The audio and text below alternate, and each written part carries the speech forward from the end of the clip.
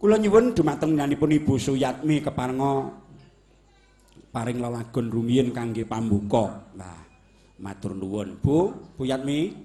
Nggih, dalem. Kula tak nyuwun ning sing lumrah mawon ora usah sing neka-neka. Sing gampang merga kula ditekani kalih anak kula saking Kediri. Oh, nggih. Nggih panjenenganipun Dik Diki menika tasih kelas tunggal SD. Nanging kepengin weruh Sala, kepengin ngerti nggone Pak Purba. Nika direwangi ngajak mbahne kalih wong tuane rawuh wonten ing Sala nggih Bu Yatmi. Niku kepengin ngaturi kendangan. Sinom Parijata sing ngendhang panjenengan. Ben disekseni kalian Mbak Kitsi Emerson saking Jakarta piyantun Amerika. Ingkang ahli babakan kerawitan ugi Mas Wakidi Dwija Martono. Men nyekseni mergo kuwi para empu-empune karawitan. Ayo Le. Ngendhang Le. Nyuwun patutipun saha. Nggih. Kersanipun ora dienteng. Nggih, bocah kok kaya ngono cek cilik karo kendange gedhe kendange. Ning niku pun pinter. Monggo kula aturaken Sibu, kula aturaken Pak Tri, Pak Wandawa, Pak Mardani, Bu Wandawa lan sanes-sanesipun kula warga sedaya, bendanipun eyang paman lan sedaya saking Yogyakarta ugi saking Jakarta. Monggo.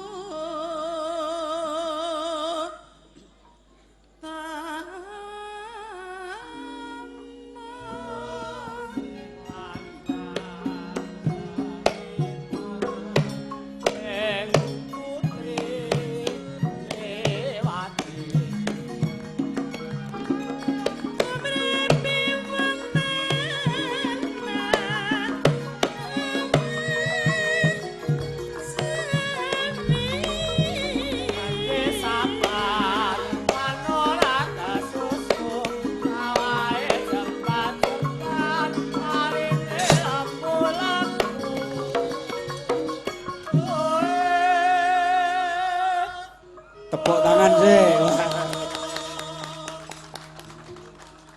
Elok lah. Bocah kur sak kucing kok. Elok jan kendangan iku tangane iku wantepe lho gumun aku. Aku nek gerang tuh dadi apa piye. Jan. Nek kok mbok yo ajar ngendang ngono kuwi timbang bocah semono diajari dadi teroris. Ayo.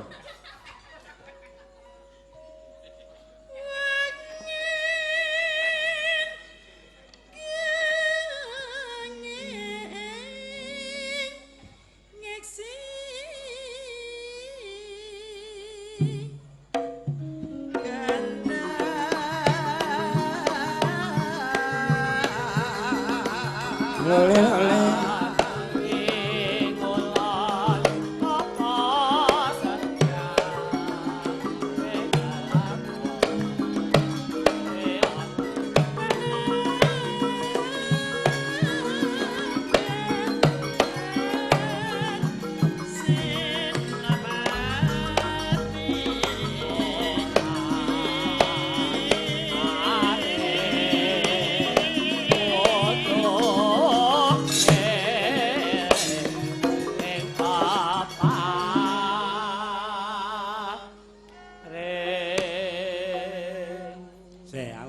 Komentare Mbak Kitsi piye iki.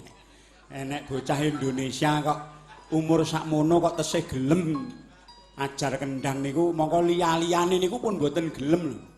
Niki nek wonten lare semanten menika menurut pandangan panjenengan sebagai ahli karawitan lan priyantun manca dos pundi, Mbak? Waduh, sangat luar biasa. Tepuk tangan teh. Kula nggih guru SD, dados murid kula nggih sak menten menika. Ning mboten wonten ingkang saged ngendang. Dados ngaten niku. Ning Nggih. anu nuwun sewu, murid panjenengan tak piantun mancanegara. Nggih saking manca sedaya. Nah, niku pun acung jempol ngatasi anak-anak orang luar negeri seluruh dunia mawon saged belajar kerawitan mergo gurune panjenengan kok. Lah nek bocah niki cobi. Niki buktinipun asal priyantun Jawa anu kersa sinau menika menang rasanipun jelas menang kalian priyantun saking manca.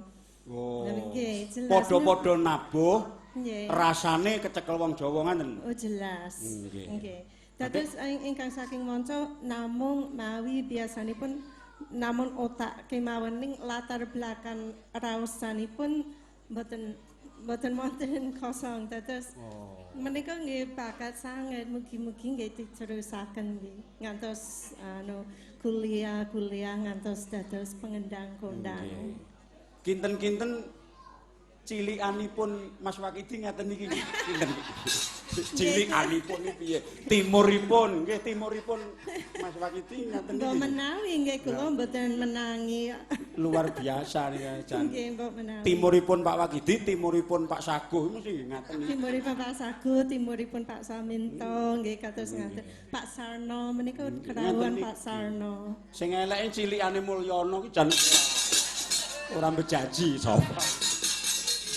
Putrane Pak Saguh kuwi. Aku isane nabuh pun gerang kok. Nggih. Menika kinten-kinten sebentinten latihan pinten jam nggih. Menawi tiyang manca nggih gangsal jam, 6 jam, 7 jam sebentinten. Niki nek manut berita yang saya terima itu Nggih. tidak pernah belajar. Waduh, Namung luar mirengaken, namung ngaten nika. Nggih, luar biasa nggih. Nggih, cobi nggih. Kula salut. Nggih, cobi terusaken malih. Nggih, nggih. Wah, keplakane nganti kaya wong dandani lawang ngono. Tewak, tewak. Monggo Bu. Kepati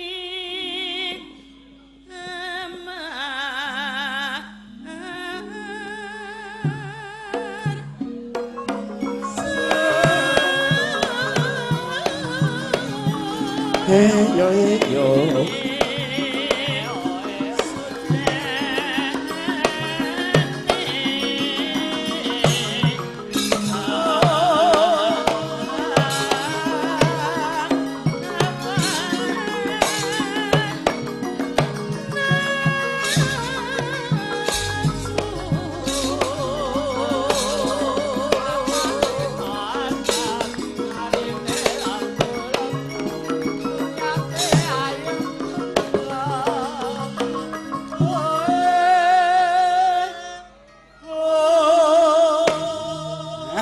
Iramane plek-plek tembel-tembel keplakane resik.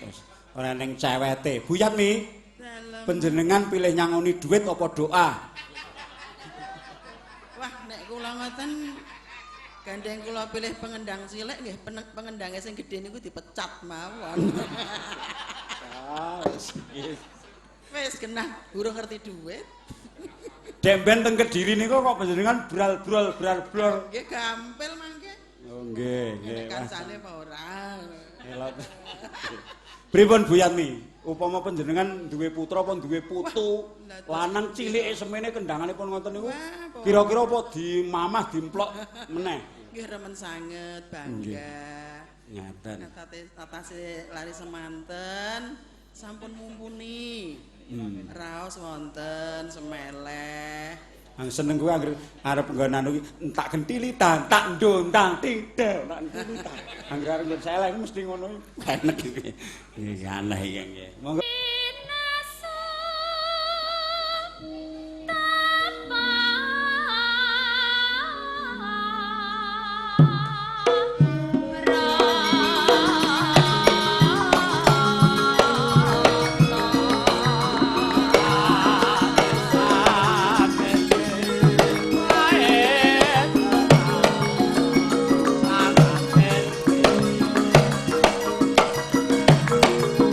Tata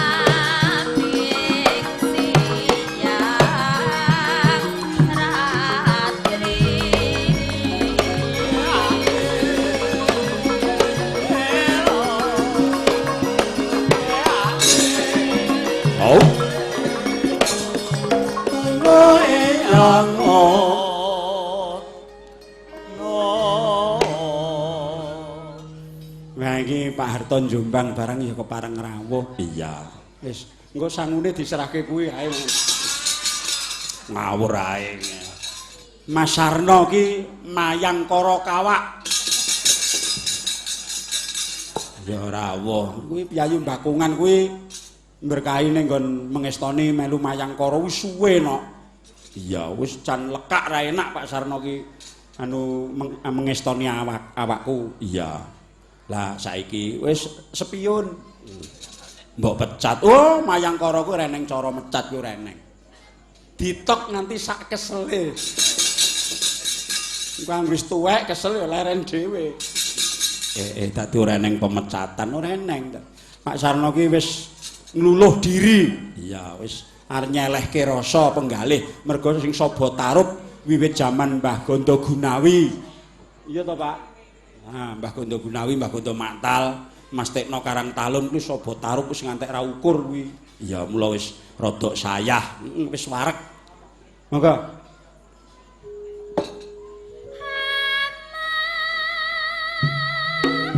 Nek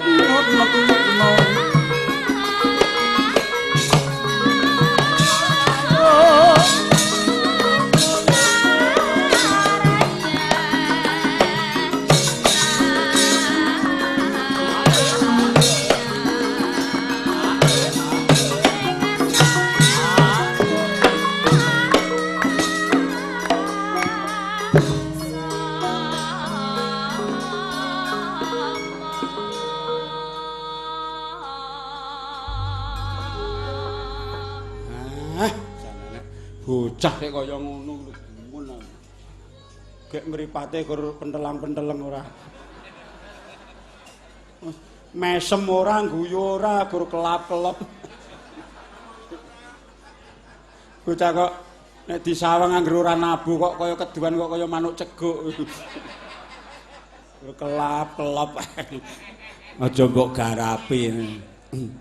Sik iki kendange men dicekel karo jekek. Ayo, rene li. Anu nyuwun pangestu. Rene ayo. Ayo kek turuk. Ning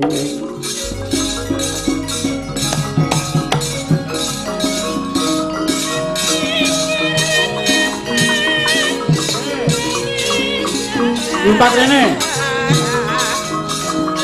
Para miyarsa karo para kawuh ben priksa.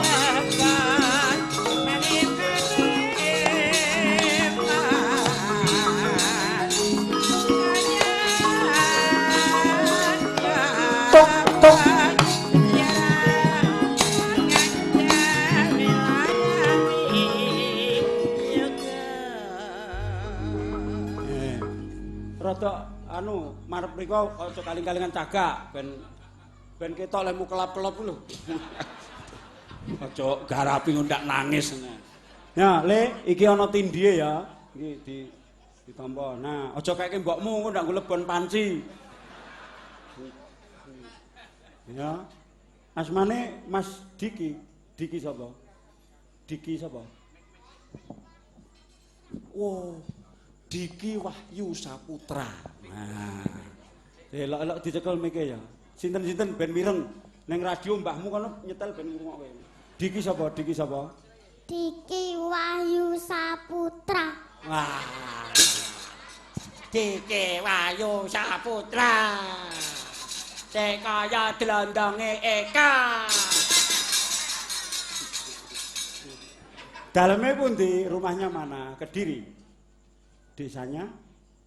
Butuh. Oh, kono kok ya nek butuh to, Le. Kecamatane pundi? Keras. Ya ampun, nggih. Kok kira-kira ya cedhak semampir kuwi. Alah, ngerti bae. Roh wae. Nggih. Putrane sinten? Bapake sinten asmane? Bapak. Agus. Oh, karo pake kok gasgus piye? Bapak Agus ngono kok, pake kok Agus. Engko nggugah pakmu, Gus.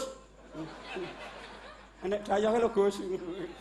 Ora pareng ya, bapak ngono ya, ora kena jangkar ya. Nggih. Sing marahi ngendang sinten, Nak? Sing marahi sapa? Pak Bowo. Pak Bowo ki sapa? Bapakmu? Ya Pak Agus Bowo lho. Sanes. Bukan ayahnya. Lah sapa? Pak Demu, bukan. Pak Bowo ki nang ndi wong Bowo ki wis ning Jakarta kok. Bowo sapa? Nah, Bowo. Pak Bowo saking Kediri nggih. Nggih. Iya lah, Ngger. Wiwit dek kapan ling Endang? TK. Hah? Kok bareng wis nyekel duit kok molet-molet ngopo? Nih. Mulai ngendang kapan belajar? Mulai TK. kapan? Hah? TK. Oh, mulai TK lho, rungokno KIK. Iki bocah kok ngene yo TK iso ngendang. Anakmu TK marah maling. Ini iki bocah iki ngene iki. Yo, TK nyekel meg ayo dikandani, cekeli meg. Neng kono sik ya, Li ya. Sik neng kono sik, kuwi arep ditambahi duit karo bule Eka. Iki bule iki ning kene iki. Iki molo ekate sinden iki. Le, kene tak pangku le. Aja mak-mak. Piye. Bocah kok kuninge kaya ngene. Diparingi. Kene. Kene nyedak kene. Kene tak pangku kene. Dipangku. Lah. Apa-apa. Mau diparingi pinten niku? Diparingi pinten teng Oh, omong tak tutuk ndasmu kowe. Kowe anggere omong 150 ngono tak keprok kowe. Lah malah kowe sing ngomong. Lah wong kuwi wae duwite dokter tartar. Apa duitku? Kuwi iki dudu duwite Pak Dalange dhewe lho. Pak Dalange ora ngekeki engko dikeki neh. Heeh. Tenang wae, kene wae ora usah lunga-lunga. Nggonku kuwi nek enek sinden gaene ngubupi bocah kok njaluk duit ngono kuwi tekan omah terus cacingen. Ora enek. Lungguh wae rasa ndodok ndak kemeng. Nek dipangku ora apa-apa dipangku, senek ora masalah. Jan. Aku umpama jek cilik ya pengen ngono kuwi kok. Ya pumbung jek cilik ya ngono lah. Lah ya jek cilik ngene wis pintere kaya ngono sok ben gedene ndah leh ngentek-ngentekke lho. Oh, kendangane hebat. Dalange kalah lho iki sok ben. Ora luar biasa. Luar biasa sekali. Yo wis piye ora penak to melu Pak Purba. Wis entuk dhuwit ijek dipangku sinden ayu. Apa ora wis sak pole ngono kuwi, Purba. Mula kerep dolan ning Solo ya. Eka ki ora gambleh ae, ndang bral-brol duwite. Ayo. Oh, sik nek aku perkara duit ki gampang to, duit ki apa? Oh, dalang ngekeki dudu duwite dhewe rek kemakine ra umum. Mesti lambene mesti. Dalange biru aku abang lho, nyole. Halah, nek ora abang tok, ya nyole. Kur kei 100 abang aku yang duwe abang. Ya. Malah luwih ombo iki. Nurut to ya. Kuwi duit apa palsu? Oh ya duit kok. Ngene iki jenenge apa ora ya duit to? Ya duit. Ya arep omong duit palsu contoh ning rak duit. Ora payu. Ora payu ora masalah. Le, gelem iki ra? Mau. Tukokno mie ayam nek kepruki bakule kowe. Nggak masalah nggih. Wah, Eka matur nuwun. Iki saka sapa? Saking Pak Mul Pajang maring 300. Saking Pak Mul Pajang. Pajang. nggih. Ya ampun berkah. Abang lho. Mboten lokak malah kebak. Monggo-monggo mumpung dereng tutup. Wah, Malah iki nek ngaten malah iki tak gendonge kula tak mubeng mriko nggih. Arep senanangan kok ning UNS kuwi. Ora lha Kae sing diseneni aku lho, Kak. Lah nek sing diseneni lah ya nyenani Pak Triadi lah Lah wong sing iya, lah penonton apa mudeng nek kuwi perintahe Pak Triadi. Wong kowe cenanangan nggawa umplung ning gone wong delok. Dikira sing ngakon aku trondolo. Lah kene manut dawuh bose kok ya. Wah, lakone Banjaran Karno kok dilokke jare Banjaran Eka iki lah denggele. Ora masalah. Wis kecekel pira? Kira-kira wis iso ngatasi utange mbok murung. Ngawur ae. Mas Bagio Palur iki piye nek ora kecret iki piye?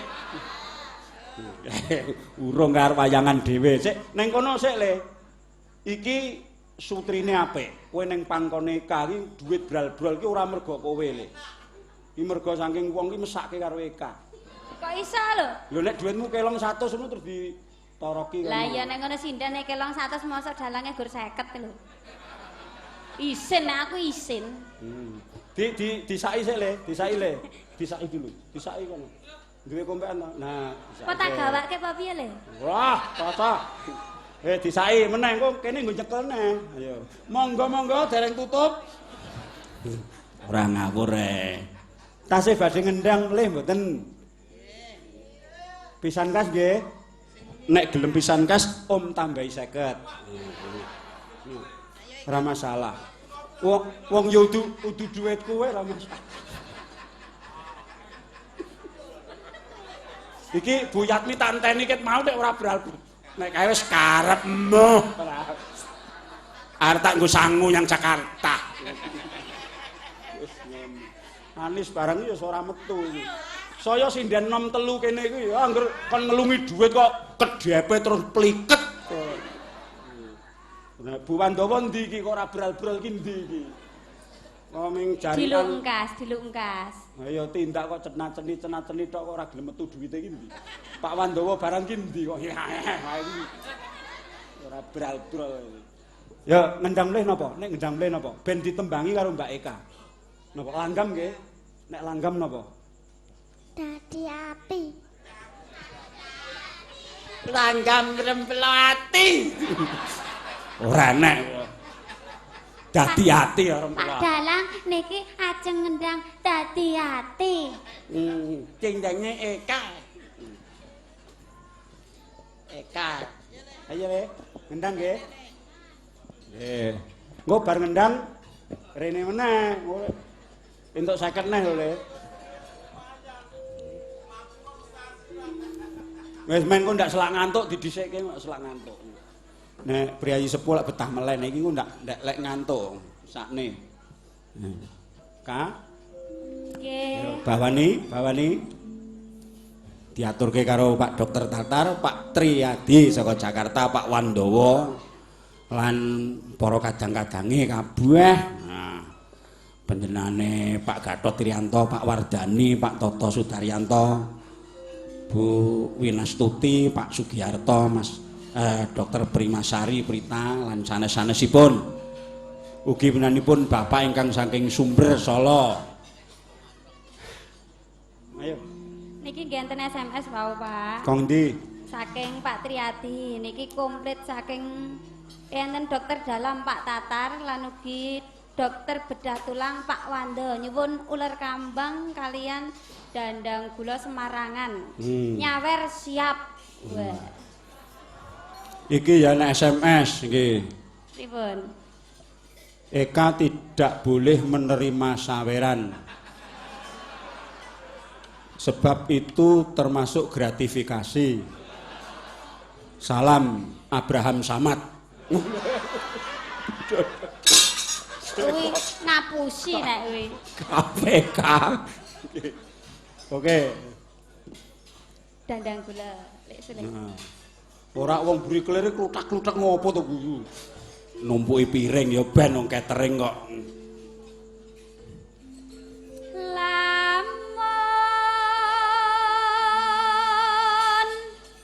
harasa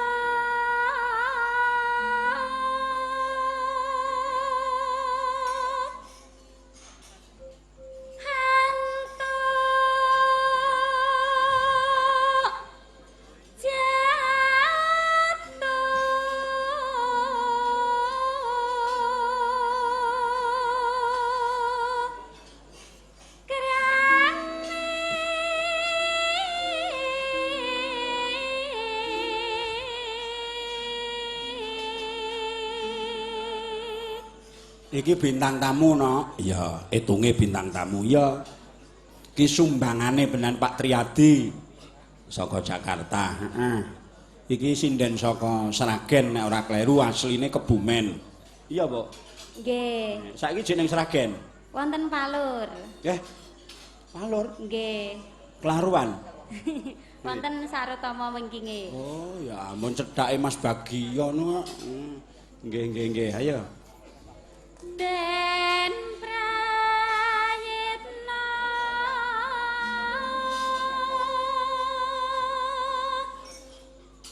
hing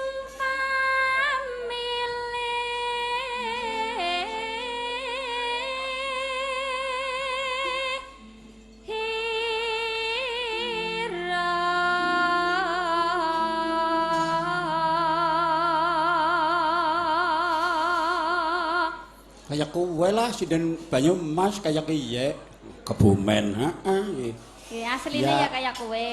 Kayak nom-nomane pesinden Suryati Banyumas kayak kowe. Sindene Pak Narto Sabdo.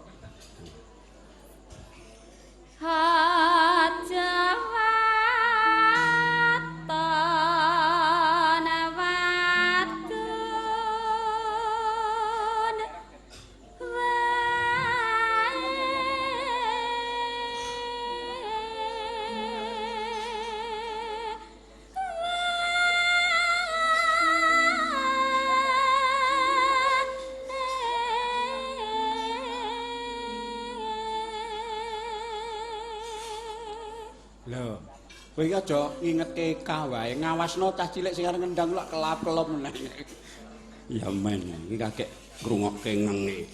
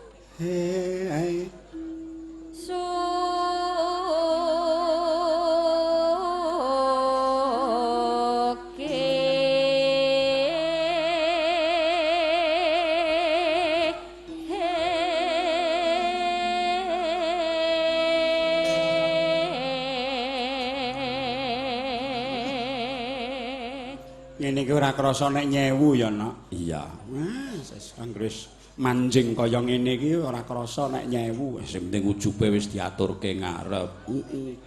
Yo. Ping telu pangkat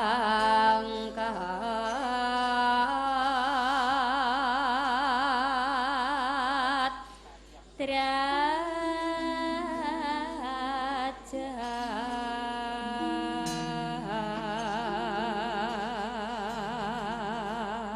Kelong duite 100 tok ngewel. Wis balik 100, Lin. Kembali lho.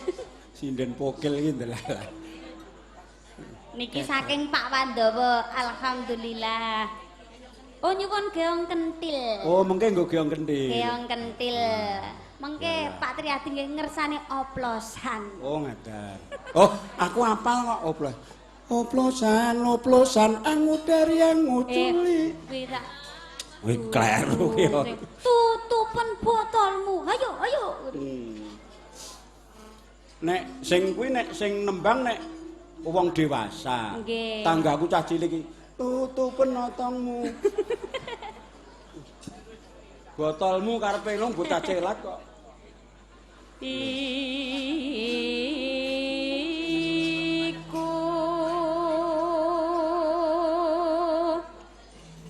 bisa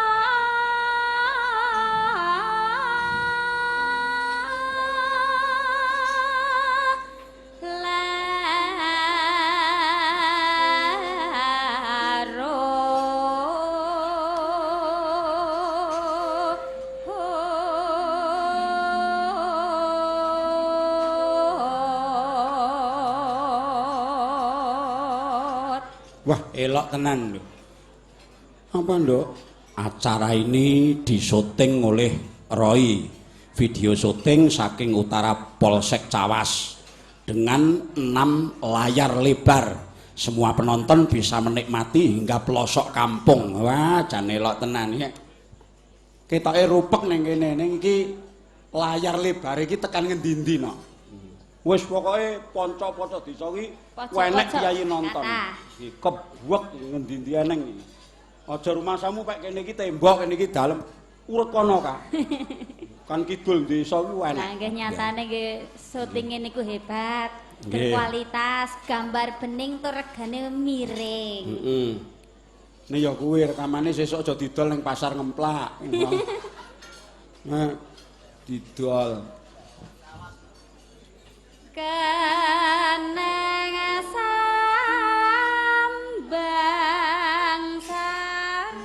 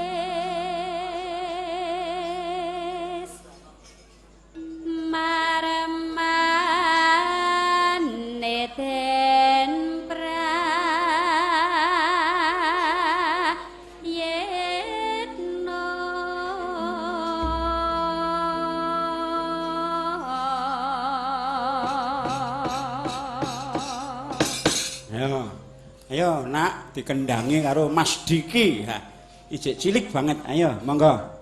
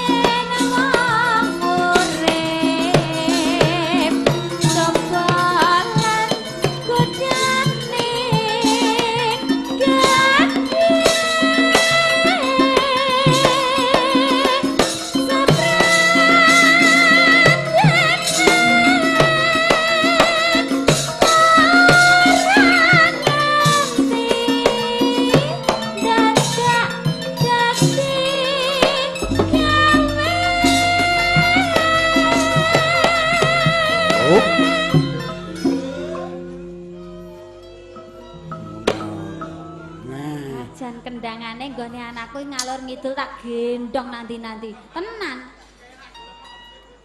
Oh iki mbok gendong pengendang-pengendang sing wis gerang ngono lho. Apa to? Wegah rek abot men. Sak kene iki iso kendang kabeh. Mosok to. Lho. Kowe wis ngerti kendangane sing nyelentem apa urung? Dereng. Yo Mas Biarno wampuh kendangane. Lah nek digendong nggih penteotan, kula milih gendong sing cilik-cilik mawon. Puji sing balung ae, ngerti kendangane urung? Kae. Kowe wis ngerti kendangane Hartono apa urung? Anggere menyura lho, tatak, tatak. Ngendang kok digodoki ae. Jane lho tenan ayo. Menika pandemen Pak Purbo minta lagu menika sindenipun Mbak Eka. Kelompok tenis Yosef Dokter Tartar saking Solo. Nah, Luar biasa. Monggo Pak Dokter. Timbang wing mundhat-mundhut gending kan aku nanggap dhewe. Nah. Oh.